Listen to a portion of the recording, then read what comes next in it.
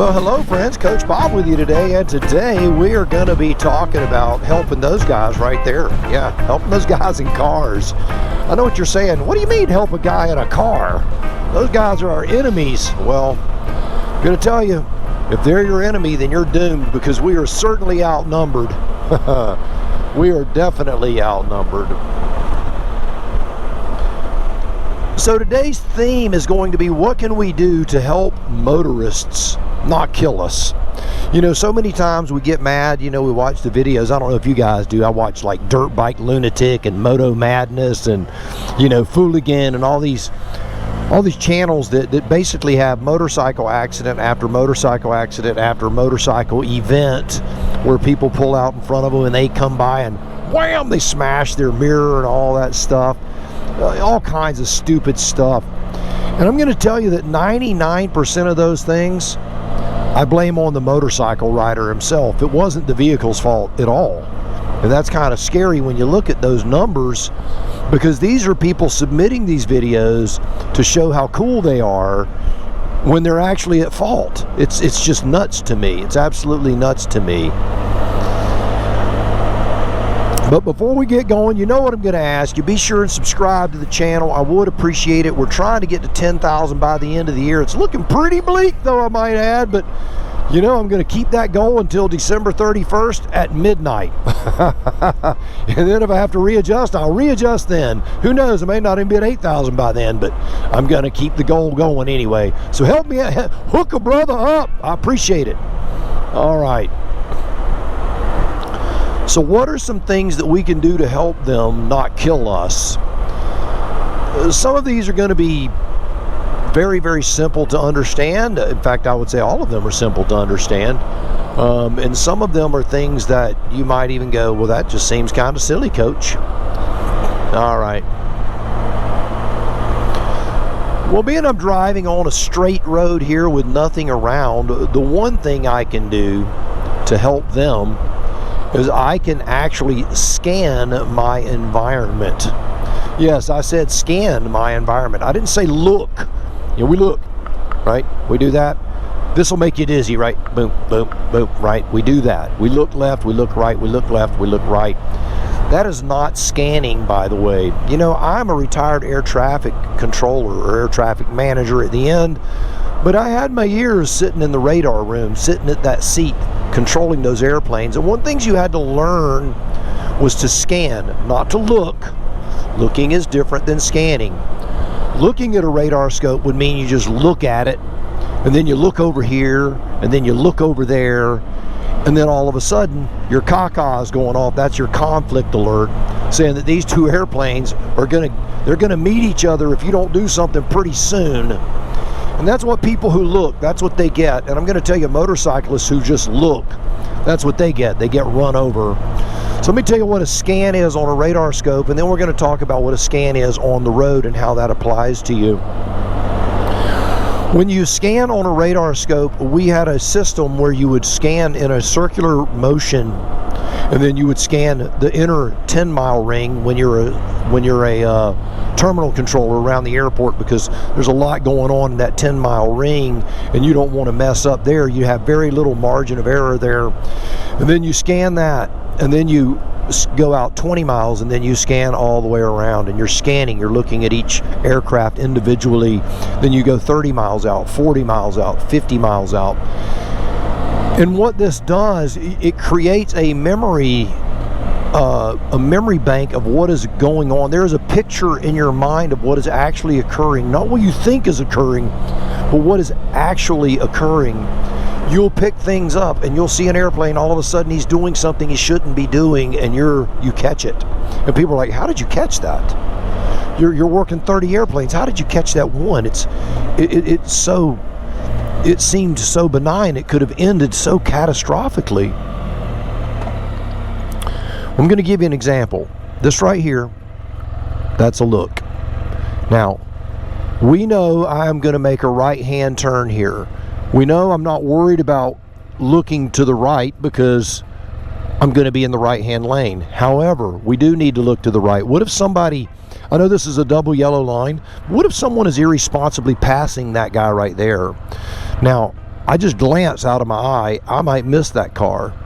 So one of the things you have to do, the difference in scanning and looking, one is doing it with a methodic way. So you're going to actually slow the process down. You're not just looking, you're scanning the environment. You're pausing on both sides, you're scanning the environment. As we pull out, we do the quick look again, quick scan again, we're rolling. Now, of course, that was a slowed down version of a scan. See, we got a scan here, right? We've got a guy walking a dog across the road.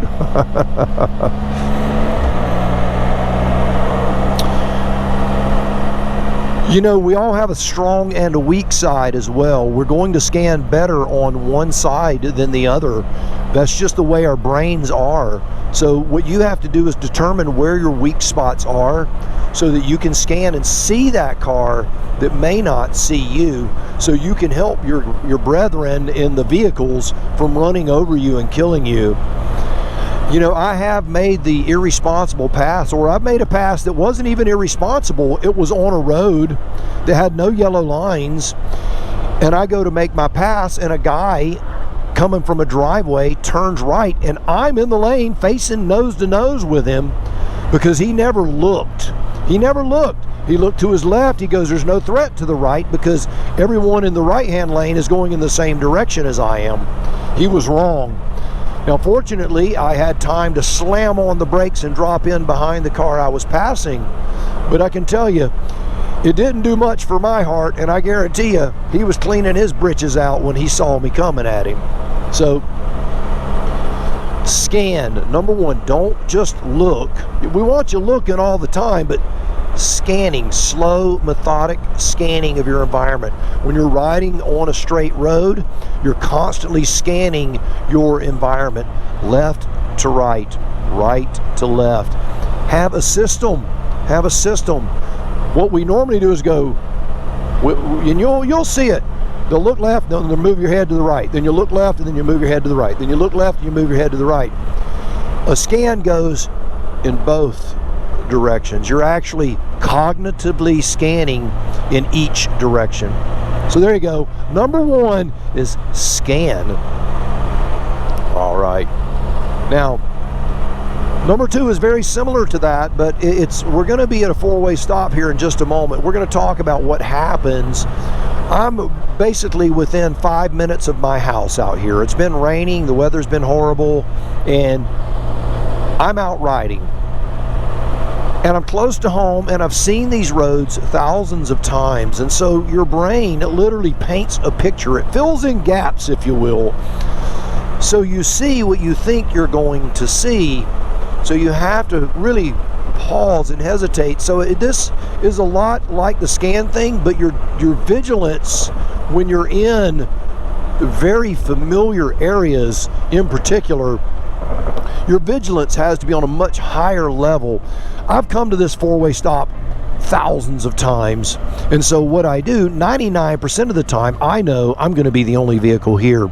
So if I just do a quick glance both ways, even if there's a car there, crazy enough, my brain will fill in that gap. It'll paint trees, if you will, and I'll go, and I won't see the car. And your brain will do the same thing. If you are like me and you have a neighborhood and you pull out onto a main road where the speed limit is a little more rapid, and you pull out there and you look, you physically look, you take your time to look, and all of a sudden you pull out and you hear the screeching of tires, and you go, man, how did I miss that guy? He's a big yellow four-wheel drive truck. How did I miss him? Because your brain painted a picture of what you normally see, which is a tree, and now he's in the way, and there you are. I did it on my motorcycle one day, and the young man that didn't hit me, he passed me. I turned left. I completely missed him. I turned left, and he went around me, and he was probably doing 60. Now, he was speeding, you know, but that's okay. It was my fault for not seeing him. And he went around me, and he was angry. He turned into a neighborhood not far from my house, and I followed him into the neighborhood.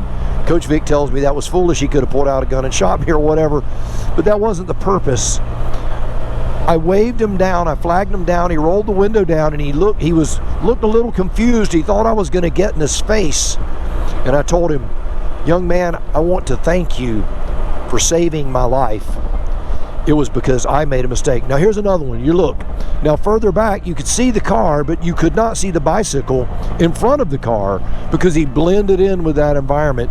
And those trucks and those cars, they will blend in with the environment as well. Now we have something out of the ordinary. This guy's backing up. This never happens here. That's a driveway. It says long and winding road, but it's really not a road. We don't know what this guy's doing. Looks like he is going to sit there. So, all right. Apparently he thought it was a road and realized that was a driveway. But I thanked that young man. But my brain told me he wasn't there, but he was there. And I did look. I did. Did I scan? Probably not. I did the glance, because we all do that every now and then. And you know what? When you do make a mistake, you're relying on the redundancy of there being more than one variable in the equation. The other variable is that other driver or rider that is going to save your life when you do a doo-doo. And they're going to do it every now and then, and you're going to be the one that saves their life. All right. So scanning and realizing that your brain paints a picture. Those are two big ones, two very, very big ones. All right, so number 3, we're going to talk about brake lights. Now, I am on a CanAm Spyder that downshifts by itself, so it's more similar to a car in the way that I don't have to downshift it like an automatic transmission, but this is not an automatic transmission. So what I'm going to do, I'm going to get here, I'm going to come off the throttle. You can see it's decelerating pretty rapidly. I feel it actually downshifting. Now, I just now hit the brake. So I was decelerating for 500 feet, 600 feet before I hit the brake, which means I'm slowing down without a brake light. Yes, motorcycles too often, all too often, slow down without a brake light. You know, when you're riding a traditional motorcycle that has a clutch and a gear shift lever, the engine braking on a traditional conventional motorcycle is way more extreme than on this. Way more extreme. And so when I come off of there, I'm downshifting. And if you're not mildly pulling in your front brake or depressing your brake lever somewhat on with your right foot, the person behind you has no way of knowing that you are slowing down other than the fact that you are decelerating, and they are going to close on you at a very rapid rate of speed.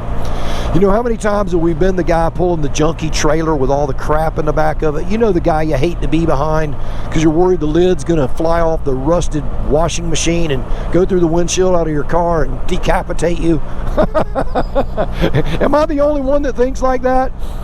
You know, but that's what we're doing. And he has the non-functioning brake lights, of course, on the trailer because it's a piece of junk, right? And then it wouldn't matter anyway because the car he drives is a piece of crap too, and it doesn't have the plug-in, you know, for a wiring harness. And chances are the lights or the blinkers on his car are all filled with water and moisture, so they don't work either. You just have to be very, very vigilant around people like that. Big truck, man. You pull out in front of that guy, I'm telling you, you ain't walking away, y'all. You're just not. Okay, so I'm scanning to the right, left to right. Okay, and then I'm going to look. Then I do the quick look as I'm rolling. So not only do I do a scan, but I do the quick look as well. All right. But engine braking, downshifting, those are things that you don't see in cars. Most cars are automatic transmissions. Now I know you guys who are driving a Miata or a car with a stick shift that's a little performance sporty car, or even an old Jeep, you know, the CJs and the YJs and even some of the TJs. But really most Jeeps nowadays are not stick shift. They're automatic transmission. When you want to slow down in a car, you put your foot on the brake, the light illuminates, the person behind you knows you're slowing down, and there it is. So make sure that you, as you slow down, even if you just rest your foot on the pedal a little bit to where it illuminates your brake lights, allow that driver, at least give them a fighting chance, right? Give them a fighting chance so they don't kill you.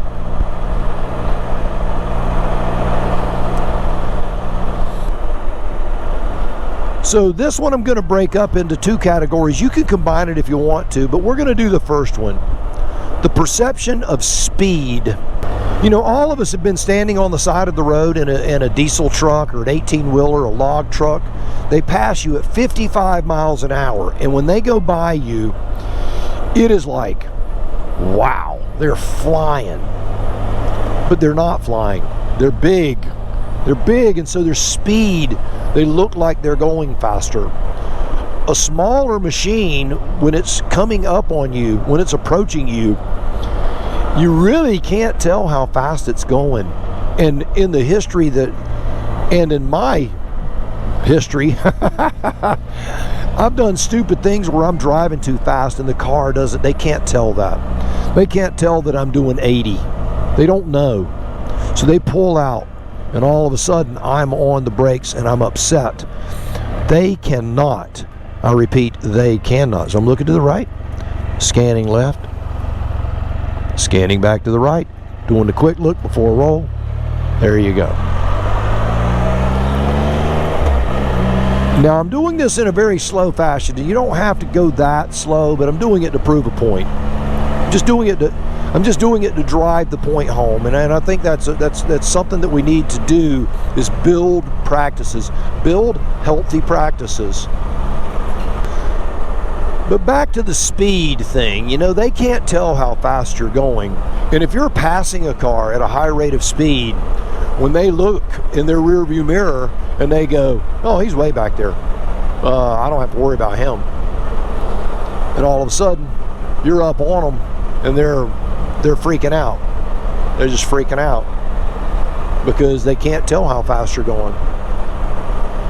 All right, next is distance perception, or depth perception as we called it in our driver's test, or we called it in air traffic land, where you're looking and you have to tell you're looking at the closure rate between aircraft, which one's closer, which one's farther away when you're in the tower. It can be very confusing because you have airplanes that are different sizes. You'll have a small one and you're like, that guy is not even moving and he's closer to the airport, and I got this big guy barreling down on him. And the reality is, you look at your radar scope and you have a readout of their ground speed and you're like, oh, they're going the same speed, it's not even going to be close. These guys will never get closer than 4 miles apart, but they look like they're on top of each other, and the front guy looks like he's being eaten alive. Well, the same thing holds true here. When you look to the right or you look to the left, you are not anticipating, even as a motorcycle rider, we do think about motorcycles, but we're looking for cars. That's what we're looking for. We can tell ourselves we're looking for motorcycles, and in our consciousness we probably are, but it goes much deeper than that. It's what your brain knows you're looking for. So you do have to consciously build these skills.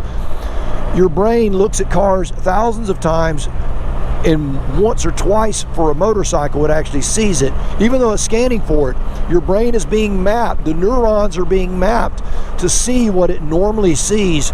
So your vigilance has to be there, and your perception of distance is way off. Again, I was talking about the two airplanes. If I have a little Cessna being followed by a KC-135, it's a big airplane. You look at it and it's like, that is the craziest looking thing. It looks like this airplane is literally sitting on top of them. And the guy in the big airplane is 5 miles from the airport, and the guy in the little airplane is a half mile from the runway. It's crazy, but that's how it is. The same holds true here. When you look at a motorcycle, when you see a motorcycle, your brain is going to tell you he is a certain distance from you. He is probably closer than you realize because you're looking for something big. You look for a spot in the road. If you were to look down at my Spyder, I'm going to kind of stand up and glance down. You can see how much of the lane that I take The Spyder's pretty big. It does take up a lot of the lane, but not the amount of lane that, say, Coach Vic's van takes up. That van has a lot of mass, and that mass, that's what your brain tells you is 400 yards away, 500 yards away, quarter of a mile away, whatever it is, and you go, I have time to pull out in front of that vehicle. And then you look at another vehicle, and he's small, because most people aren't scanning. They do the quick glance, they see a small silhouette, they go, that's a van, and he's a half a mile away, and he pulls out in front of you, and all of a sudden you're emergency braking. So understand that what they see in their distance is different than what is actually occurring in the real world. I'm not telling you not to have total sympathy for guys in cars that have never ridden motorcycles, but we need to think about what they are actually seeing and what they're perceiving, because if you don't, you're going to get seriously killed, and there's just no way around it. You have to be careful. Before I get to the last one, I want to share a few things.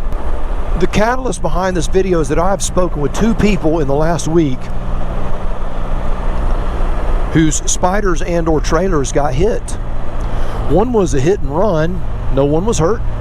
The other was a parked vehicle, and then you guys know my trailer got hit. It was a parked vehicle.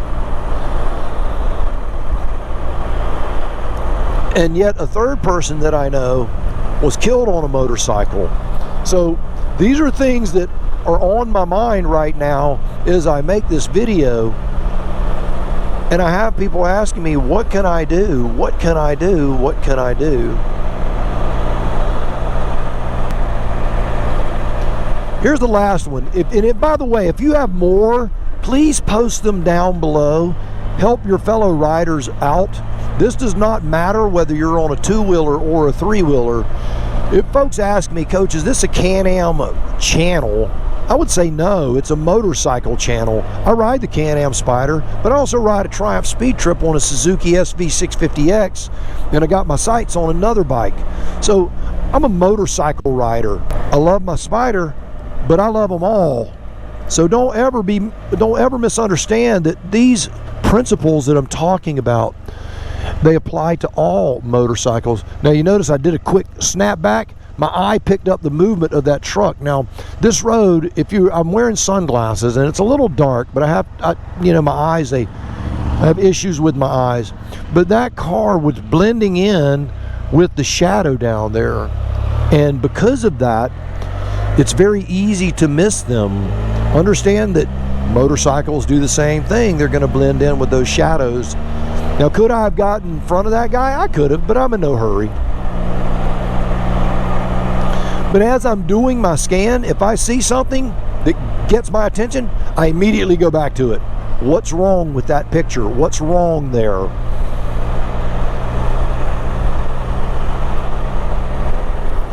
Also, a lot of folks, when they watch YouTube, they go, you ran that stop sign, you ran that stop sign, you ran that stop sign, you ran that red light, you did this, you did that. People don't see what they think they're seeing. I cut out, if I'm sitting there between 5 cars, I cut between me pulling up and me rolling. I don't think you want to sit at a stop sign with me for 3 minutes. So, it's okay. Have I ever run a stop sign? Well, certainly I have. Was it irresponsible? Well, yes, it was. And would I recommend you do it? No. And would I recommend me do it? No. But as a general practice, I come to a stop at stop signs. All right. Now, there you go. Get all that out of the way.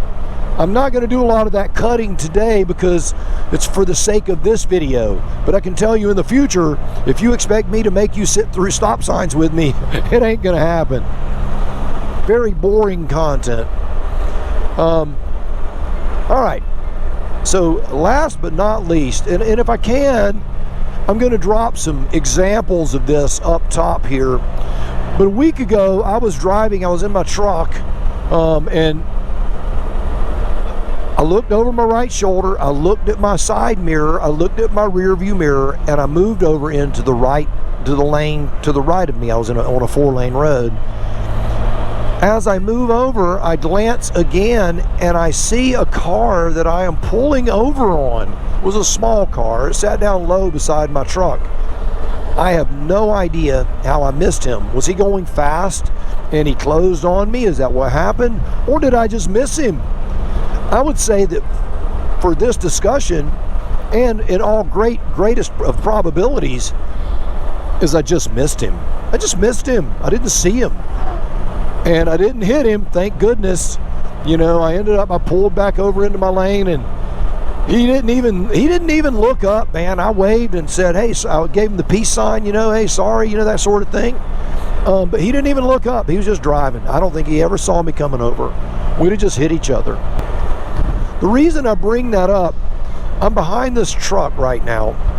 Now, the rear view mirror on any vehicle will pick up the sensor, but based on where you are and the shadows and the trees and the weather conditions and all that stuff, your visibility, it is just greatly diminished. I had a hard time picking him up in the shadows. So, you know, that's the way it is. If I really am on a road where, you know, I feel like I don't need my sunglasses, I have a pair of clear glasses that I keep with me. They're actually blue blockers, and I'll put them on. I look like Clark Kent when I wear them. Coach Vic is my little Lois Lane. But it's important that you be cognizant of what you're actually seeing out there. But anyway, back to the point. He has a certain area, a field of view. He has a certain field of view, and that field of view is greatly diminished when you are off to one side or the other, or even in front of them off to one side or the other. You have pillars in vehicles. The A pillar is that piece of metal that is on the left and right hand side of your vehicle that your windshield attaches to, that holds the top of your car up. If someone glances up and you're in that pillar, their brain says, it's the pillar, and they come over on you. And if they're going faster than you, they'll run right over you and go, what was that bump? I've seen it happen. I've seen guys on motorcycles be in the A pillar of a vehicle, and the guy change lanes and hit them, and they fall down, and the car stops, and I'm so sorry, I never saw you, I never saw you. Everyone's screaming, how in the world could you not see them? They're right there in front of you. It happens. So be very careful about being slightly off the front or slightly off the back of a vehicle, because those pillars get in your way. Coach Vic's van, when you look at her van, she has a pillar right here. It's right behind her line of sight, you know. Most four-door vehicles also have that. If you have a truck that's a crew cab, you know what I'm talking about. That pillar sits right there. And if something's right there when you glance, all you see is that pillar. You have to scan. You have to look at your mirror, and then you have to scan. But towards the back of Coach Vic's van, there's a pillar. The thing's that wide. It's that wide. It's very easy for something to disappear in that field of view. Very, very easy.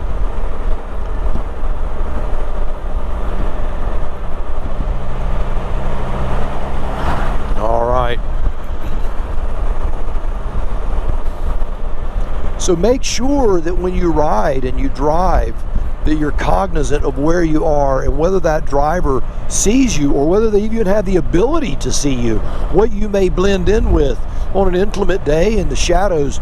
Make sure you have your lights on. You know, one thing that I do, and I'm going to do another video on this because this one's running long, but there are a lot of strategies about being seen, and I'll be doing another video like this real soon.